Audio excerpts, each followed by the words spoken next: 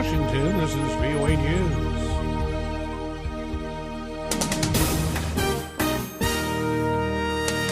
Syria, Islamic State militants battle for Eastern Air Base. Philippines battered by Typhoon Hagupit. I'm Ray Kouguell reporting from Washington. Activists say Syrian government warplanes have carried out at least 8 airstrikes against Islamic State fighters who attacked a key military base. The Britain-based Syrian Observatory for Human Rights says Syrian troops and pro-regime militia stopped the attack on Deir Ezzor military base. It says both sides suffered heavy losses in the fighting. Syria is accusing Israel of launching 2 airstrikes on it Sunday, one near the Damascus International Airport and another near the town of Dimas, close to the border with Lebanon. Syrian state television says the Israeli enemy committed aggression, but there were no casualties. Israel has not commented on the Syrian report. Pakistani security officials say a U.S. drone strike on a Taliban compound in North Waziristan killed at least 4 militants, including a wanted senior al-Qaeda leader. 2 others were wounded. Military officials identified one of the dead in Sunday's strike as Umar Farouk, a key al-Qaeda figure in Pakistan. Farouk was reportedly close to the group's former leader Osama bin Laden and current head Ayman al-Zawahiri.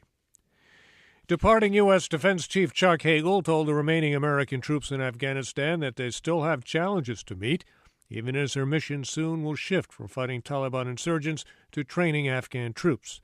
Secretary Hagel, who recently resigned, made a final stop in Afghanistan Sunday, telling U.S. troops at a base near the eastern city of Jalalabad that the job's not over. The U.S. invaded Afghanistan in October 2001 to overthrow the Taliban regime that harbored al-Qaeda fighters responsible for the terrorist attacks in the U.S. a month earlier. This is VOA News. Typhoon Hagupit killed at least 2 people in the Philippines after making landfall on the east coast overnight. The storm crashed into remote fishing communities of Samar Island, tearing roofs off of buildings. Power is out throughout the region, and roads are covered with trees and debris. The massive storm packed winds as high as 210 kilometers per hour.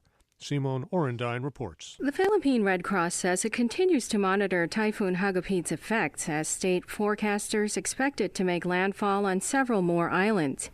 Red Cross Secretary General Gwendolyn Pang says rapid assessment teams are doing initial surveys of areas that the storm has left. She says they cannot get inside a few of the towns that took Hagupit's first lashings. Pang says with the memory of killer storm surges from last year's super typhoon Haiyan fresh on people's minds, it took little convincing to get residents to safe ground.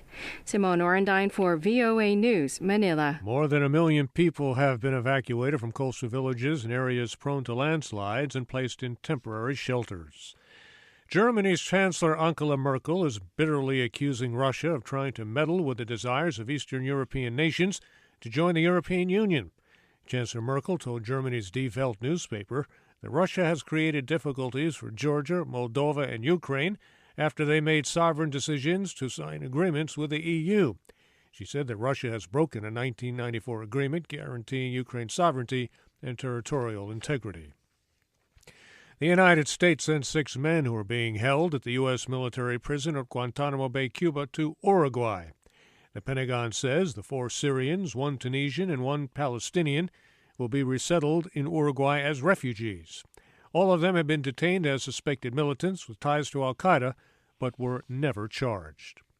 Gunmen helped more than 200 inmates escape from a Nigerian prison overnight, the 3rd massive jailbreak in the West African country since early November. It remains unclear who orchestrated the attack on the medium-security facility, but extremist group Boko Haram is suspected in previous raids to free inmates. Saudi Arabia says it arrested 135 people suspected of scheming to sabotage security in the kingdom.